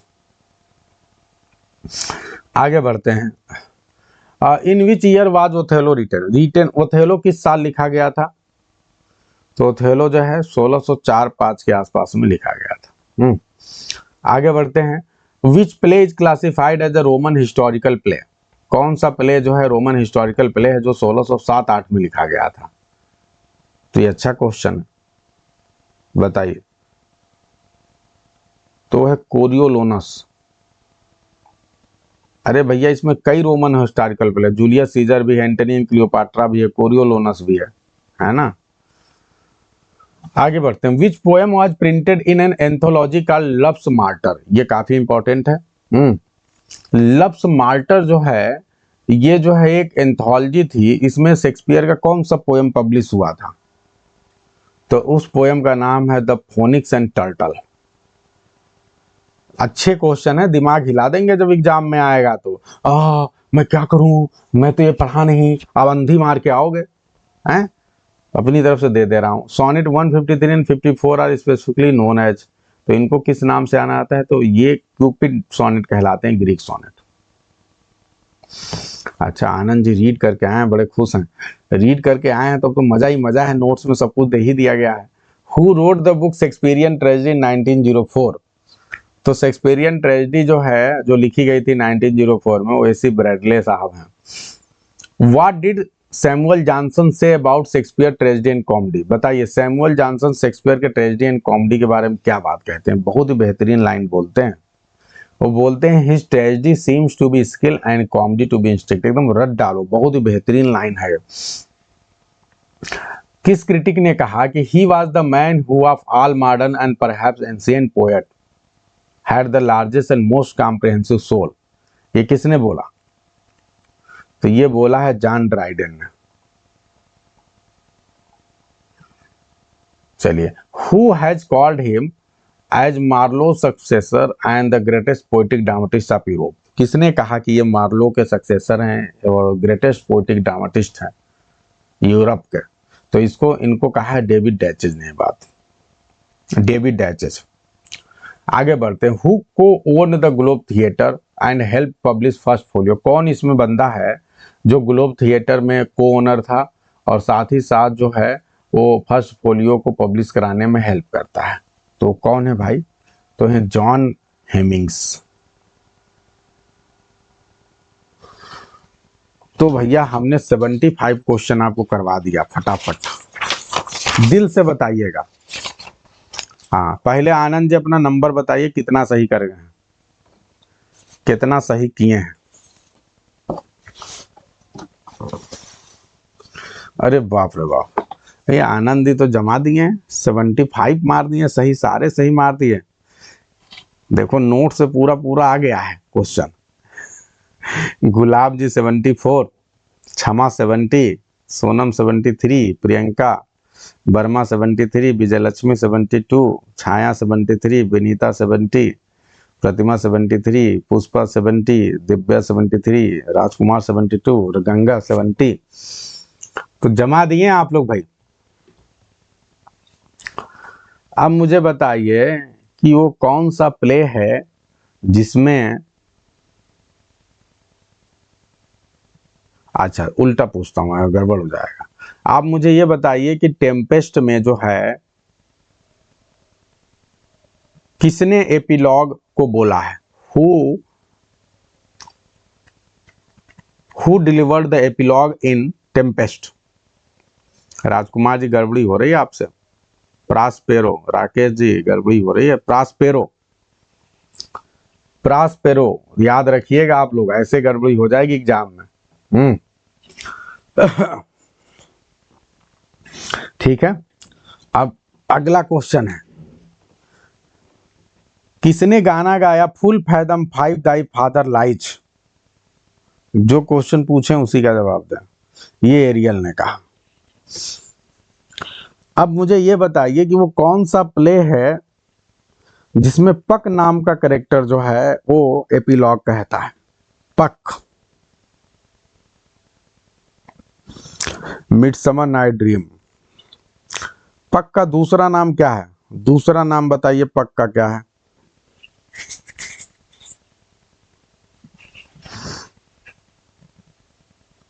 Robin Goodfellow, बिल्कुल। तो मजा आ रहा है भाई। अब अगला मुझे बताइए कि एज यू लाइक जो प्ले है, एज यू लाइक इट, इस प्ले में प्रोलॉग कौन कहता है? प्रोलॉग, जल्दी जल्दी फास्ट। अब यहां धोखा खा गया आप लोग। रोजालिंड तो कहती है लेकिन वो प्रोलॉग नहीं कहती है, वो एपीलॉग कहती है। वो क्या कहती है? एपीलॉग कहती है। प्रोलॉग है ही नहीं इस प्ले में। ठीक है, चलो अब आगे बढ़ते हैं और देखते हैं कौन बता पा रहा है कि वो कौन सा प्ले है जिसमें जो है एक्ट 1 में भी प्रोलॉग है एंड एक्ट 2 में भी प्रोलॉग है। ये जो बता देगा दिल खुश हो जाएगा। वो कौन सा प्ले है जिसमें एक्ट 1 में भी प्रोलॉग आ रहा है, एक्ट 2 में भी प्रोलॉग आ रहा है? मतलब नॉर्मली प्रोलॉग शुरू में आता है लेकिन दो दो एक्ट के शुरू में प्रोलॉग आ रहा है। बहुत अच्छा जी। तो रोमियो एंड जूलियट है और इस प्रोलॉग को कहता कौन है? तो यस, कोरस। तो रोमियो एंड जूलियट है और इस प्रोलॉग को कहने वाला है कोरस। एकदम बहुत बढ़िया कर रहे हैं आप लोग, जमा दिए हैं आप लोग। एक हिस्टोरिकल प्ले है जिस हिस्टोरिकल प्ले में एंड में प्रोलॉग है और वो सोनेट के रूप में है। बताइए कौन सा हिस्टोरिकल प्ले है जिसके एंड में प्रोलॉग है और वो सोनेट के रूप में आया है? Who will tell? बहुत अच्छा जी, प्रोलॉग है और वो सोनेट के रूप में आया हुआ है। अभी कल ही आप लोग को बताया हूं बहुत अच्छे से। तो उस प्ले का नाम है, जल्दी से आप लोग बताएंगे फास्ट।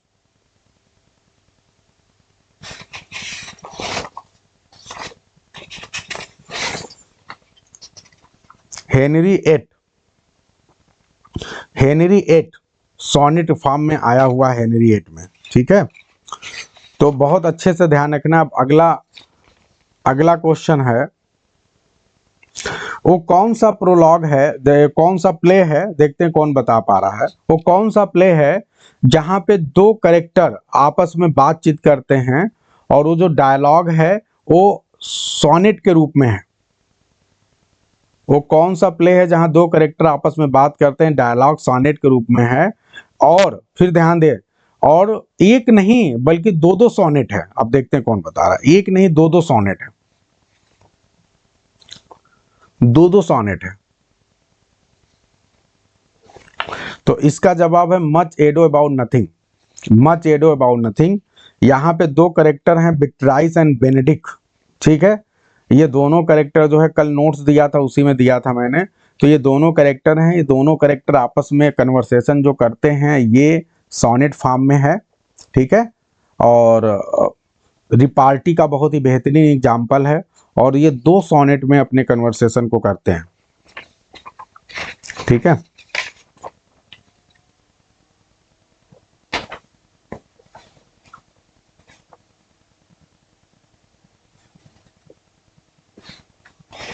तो आई होप ये बहुत अच्छे से आप लोग को चीजें समझ में आ रही होंगी। ठीक है, बताइए एक प्ले है आपका जिस प्ले में प्रोलॉग जो है, देखते हैं ये कौन बता पा रहा है। एक प्ले है जिस प्ले में जो प्रोलॉग है वो कोई पोएट गाता है, कोई पोएट उस प्रोलॉग को कहता है। बताइए वो कौन सा प्ले है जिस प्ले में कोई पोएट है। और हिंट दे रहा हूँ, 14 सेंचुरी का एक पोएट है जो कि प्रोलॉग को करता है। बहुत अच्छा, विजय लक्ष्मी ने पकड़ लिया। और लोग कहाँ जा रहे हैं? जॉन गावर, प्ले का नाम है Pericles, Pericles the king the Prince of tyre. ठीक है, तो जमा दीजिए भाई आप लोग। तो अपनी तरफ से मैंने आप लोग को काफी कुछ जो है बता दिया है। उम्मीद है कि आप लोग अच्छे तरीके से कर पाएंगे। अब एग्जाम में आएगा तो कर पाएंगे कि नहीं कर पाएंगे भाई? कर पाएंगे?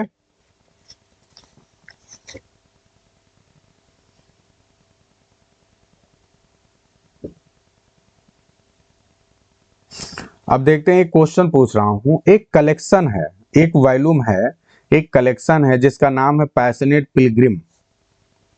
ठीक है, इसमें बता सकते हैं कितने टोटल पोएम्स आए थे? कितने टोटल पोएम आए थे? बहुत अच्छा, सोनम यादव के लिए, आनंद जी के लिए तालियां हो जाए। 20 पोएम्स आए थे पैशनेट पिलग्रिम्स में। टोटल 20 पोएम्स आए थे। इसमें शेक्सपियर के 4 सोनेट भी आए थे, जिसमें पहला जो इसका अर्ली वर्जन आया था उसमें शेक्सपियर के 2 सोनेट थे, 138 एंड 144। ये कल के क्वेश्चन में मैंने बताया था आप लोग को। तो ये याद रखना है आप लोग को।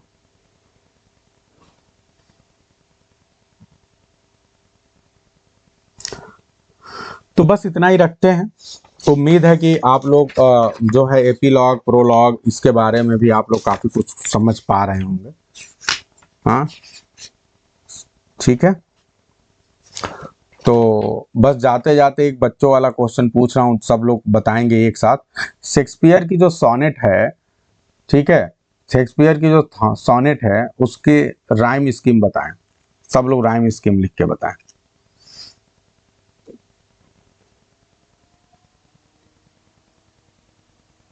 ABAB CD EF GG। चलिए बहुत अच्छा, तो ये गड़बड़ी नहीं करनी है। ठीक है,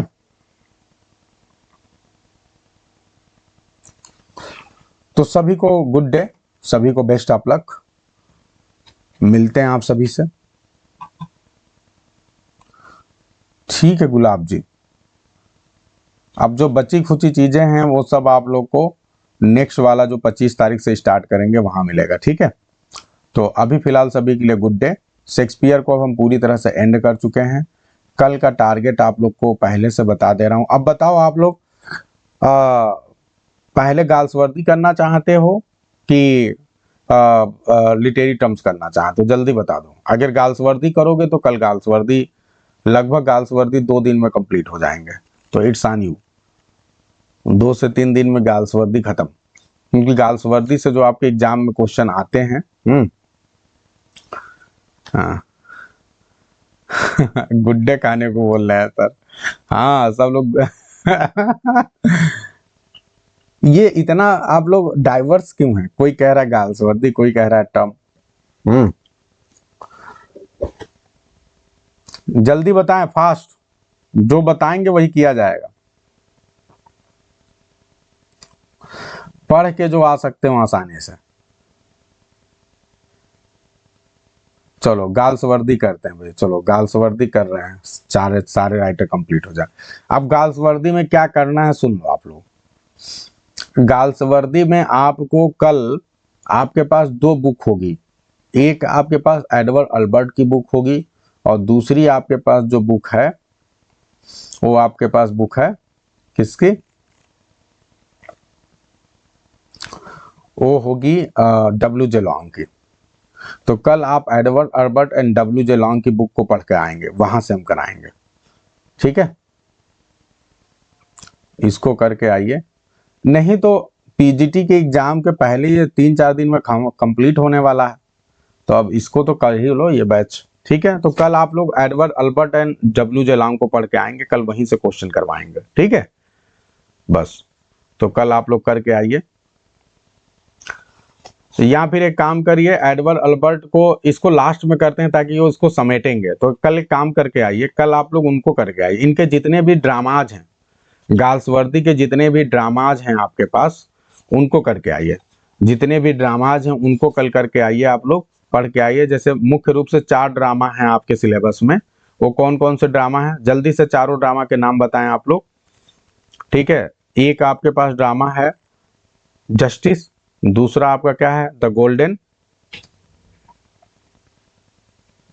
जल्दी जल्दी बताइए। जस्टिस के अलावा और क्या है, द सिल्वर बॉक्स है, golden box, the silver box, और क्या है, और 2-3, लॉयल्टीज, अनस्ट्राइफ। ये गाल्सवर्दी के सबसे 4 फेमस प्लेज हैं। तो कल इन 4 फेमस प्लेज पे बात करेंगे, और इसके अलावा और भी जो माइनर इनके प्लेज हैं उन पे बात करेंगे। तो कल की क्लास स्पेशली गाल्सवर्दी के प्लेज पे है, डीपर लेवल की क्लास होगी, खूब बढ़िया से पढ़ के आइए, जितना भी आप पढ़ सकते हैं इनके प्लेज के बारे में। ठीक है, ओके। इन 4 प्लेज को मुख्य रूप से सामने रखा जाएगा।